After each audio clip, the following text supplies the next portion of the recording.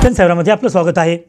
ज्या परिवाराला आयुष्यभर काँग्रेसने एवढं मोठं केलं त्या परिवाराने पक्षासोबत बेईमानी केली आणि हे केल्याच्या नंतर खरं तर साहेब आमच्या या भागामध्ये आजपर्यंत मी मागे एकदा म्हणलो की यांनी एक फार मोठं काम केलेलं आहे। या भागामधले सगळे प्रस्थापित घराणे सगळे संपून टाकलेले, एकही घराणे शिल्लक ठेवलं नाही।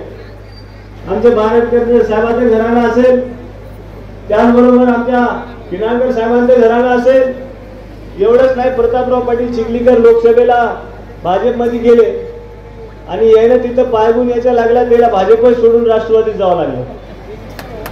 आणि त्या भाजपचे तर असं झाले साहेब आमच्या मतदारसंघात की भाजपचे आता 3 गट झालेले आहेत। जे मूळ भाजप होती ती भाजप बुजुर्ग आहे, आता ती भाजप बुजुर्ग म्हणून राहिलेली आहे। त्याच्यानंतर जे काही जण भाजपमध्ये गेले ते भाजप खुर्द म्हणून तिथं राहायला लागले आणि आमच्या अशोकराव चव्हाणासंग जेवढे गेले ते सगळे नई आबादीवाले तिथं थांबले। आता हे झालं असं की नई आबादीवाल्याने या बुजुर्गवाल्याला एवढं बेहाल केलेलं आहे की आज त्याला कोणीच विचारायला तयार नाही। बूथ कमिटीचे अध्यक्ष बदलले, सगळी यंत्रणा बदलली आणि एखाद्या माणसाला खरं तर अपेक्षा तरी किती राहावं हे विचार करायचा त्या ठिकाणी प्रश्न आहे। आमच्या मतदारसंघामध्ये मी पक्षानं खरं तर या कुटुंबाला राज्याचं 2दा मुख्यमंत्री पद दिलं, त्याच्या वडिलांना 2दा मुख्यमंत्री पद दिलं आणि एवढं सगळं दिल्याच्या नंतर आजही आमच्या मतदारसंघात चांगली शैक्षणिक संस्था नाही, आजही आमच्या मतदारसंघातल्या तरुणांच्या हाताला काम नाही, आजही आमच्या मतदारसंघात भोकर तालुक्यामध्ये खास करून सिंचनाची तर व्यवस्था सोडा, पिण्यासाठी देखील पाणी त्या ठिकाणी झालेलं नाही। आजपर्यंत एकच झालंय, सत्तेच्या माध्यमातून पैसा आणि पैशाच्या माध्यमातून सत्ता, हे सगळे गणित या माध्यमातून आजपर्यंत झालेलं आहे।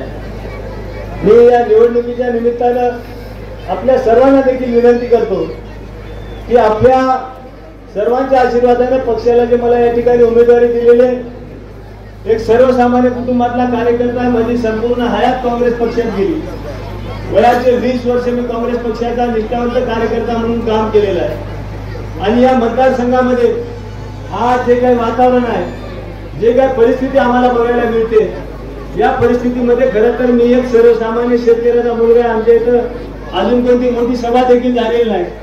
एकदा नानाभाऊ पटोले साहेब आले आणि आज तुम्ही फक्त आम्ही गया आज इथं आला, याच्या समोर आमच्या बाजूला शेतकऱ्याचा मुलगा मी त्या ठिकाणी लढालो आणि पुढच्या बाजूला माजी मुख्यमंत्र्यांना आमच्या इथं साहेब मुख्यमंत्री येऊन गेले, ज्योतिरादित्य सिंधिया येऊन गेले, आज तेलंगणाचे तिकडे मोठे हिरो स्टार पवन कल्याणला तिथं आणले आणि महाराष्ट्राचा स्टार प्रचारक असलेला नेता आज गलीगोळात फिरायला लागला।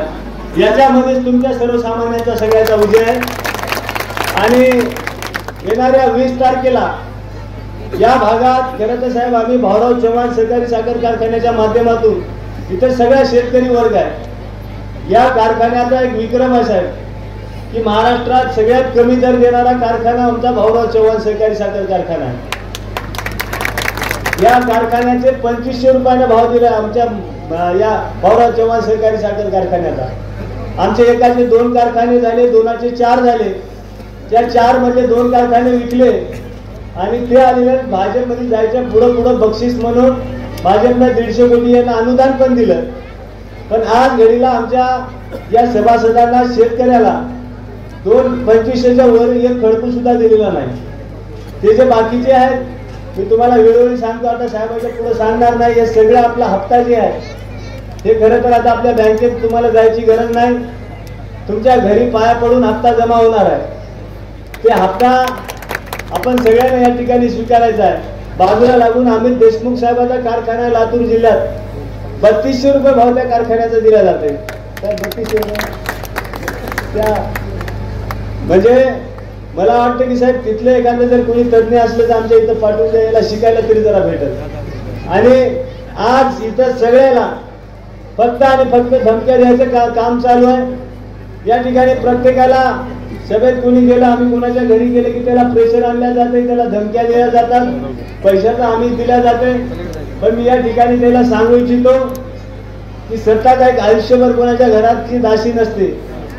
आज तुम्हाला फक्त 4 दिवस बाकी आहेत या ठिकाणी आज 16 तारीख आहे, 20 तारखेला मतदान आहे आणि 23 तारखेला महाराष्ट्रामध्ये महाविकास आघाडीचे सरकार येणार आहे. त्यामुळे त्याला मध्ये सांगणं आहे, ज्या गावच्या बोरी असतात त्याच गावच्या बाबळी असतात.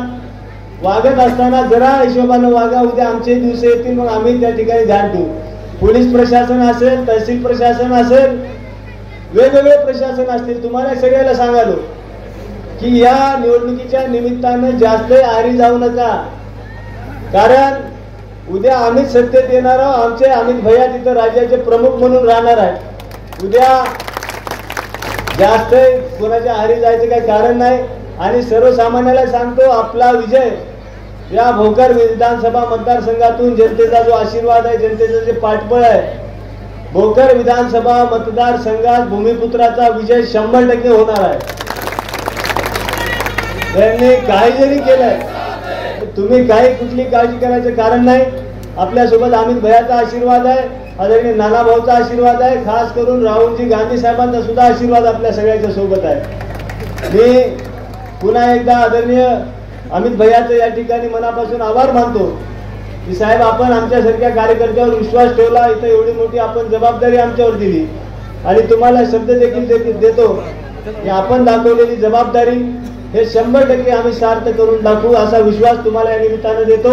येणाऱ्या 20 तारखेला लोकसभा आणि विधानसभेसाठी आपलं मतदान आहे. या मतदानाच्या निमित्तानं लोकसभेसाठी 2 मशीन राहणार आहेत. आदरणीय रवींद्र वसंतरावजी पाटील चव्हाण यांचं नाव त्या ठिकाणी नंबर 1 ला आहे आणि विधानसभेसाठी सुद्धा तिरुपती बाबूराव कदम कोंडेकर हे नाव त्या ठिकाणी नंबर 1 ला आहे. मी आपल्या सगळ्या मायबाप इथं उपस्थित असलेल्या मतदाराला सगळ्यांना हात जोडून विनंती करतो की येणाऱ्या 20 तारखेला आपल्या अर्धापूर तालुक्याला इतिहासात पहिल्यांदा आपल्या तालुक्याला या ठिकाणी संधी मिळालेली आहे.